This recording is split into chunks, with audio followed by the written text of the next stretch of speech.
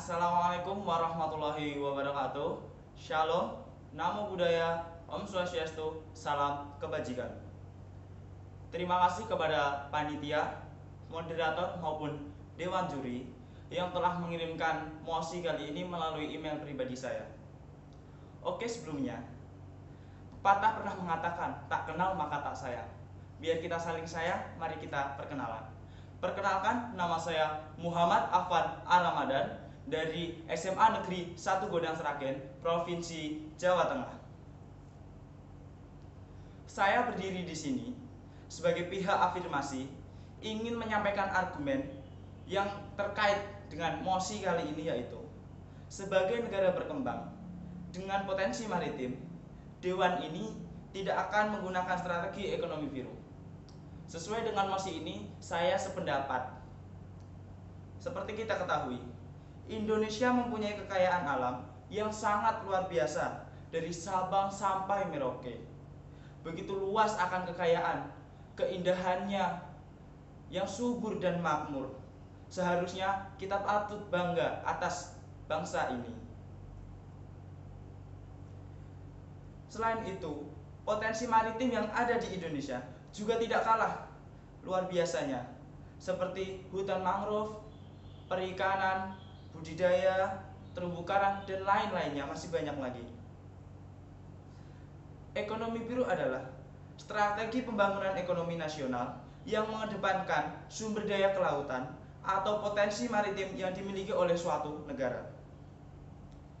Istilah blue economy atau ekonomi biru diangkat dalam berbagai kerjasama internasional seperti pada pertemuan tingkat senior officials meeting atau SOM for the ASEAN Pacific Economic Cooperation atau APEC.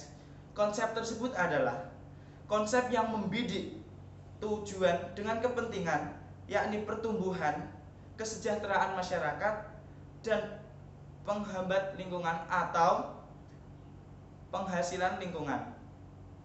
Perlu kita ketahui, melalui usulan ekonomi biru, banyak yang kontra, yang tidak setuju, dikarenakan ada beberapa dampak, kekurangan, serta banyak hambatan yang dilalui.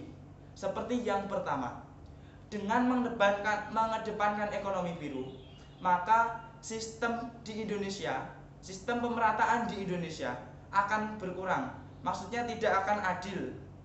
Ini bisa terjadi dikarenakan pemerintah hanya fokus di bidang kelautan atau di bidang tersebut, atau di bidang ekonomi biru hanya di sektor kelautan, perikanan, sehingga melupakan di bidang-bidang lainnya seperti industri, di bidang kehijauan, dan lain-lainnya.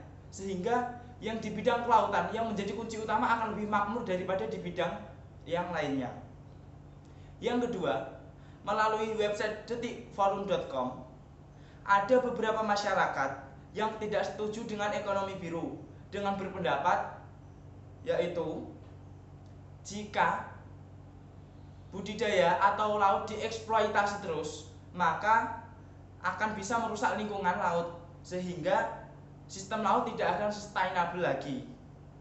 Yang ketiga, masih banyak juga para nelayan atau para penangkap ikan yang menangkap ikan menggunakan bom dan racun.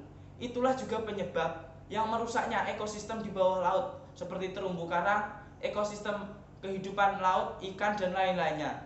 Itu juga akan dapat berkurang. Yang terakhir, terlebih pelaksanaan sistem ini membuktikan bahwa anggaran yang sangat tinggi, apalagi Indonesia dalam masa pemulihan ekonomi nasional. Sistem ini yang akan dikembangkan di tahun 2022, dan Indonesia sedang mengalami sistem ekonomi nasional. Perubahan setelah pandemi, kita terpuruk ekonomi, sehingga kita akan bangkit dengan ekonomi nasional. Kita akan menerapkan sistem ini sehingga memerlukan biaya yang lebih tinggi. Seharusnya ini tidak bisa diterapkan. Sedikit informasi saja, sebelum diterapkannya ekonomi biru, Indonesia pernah menerapkan green economy atau ekonomi hijau pada tahun 2013. Sistem ekonomi hijau ini seperti juga yang akan diterapkan sistem ekonomi biru.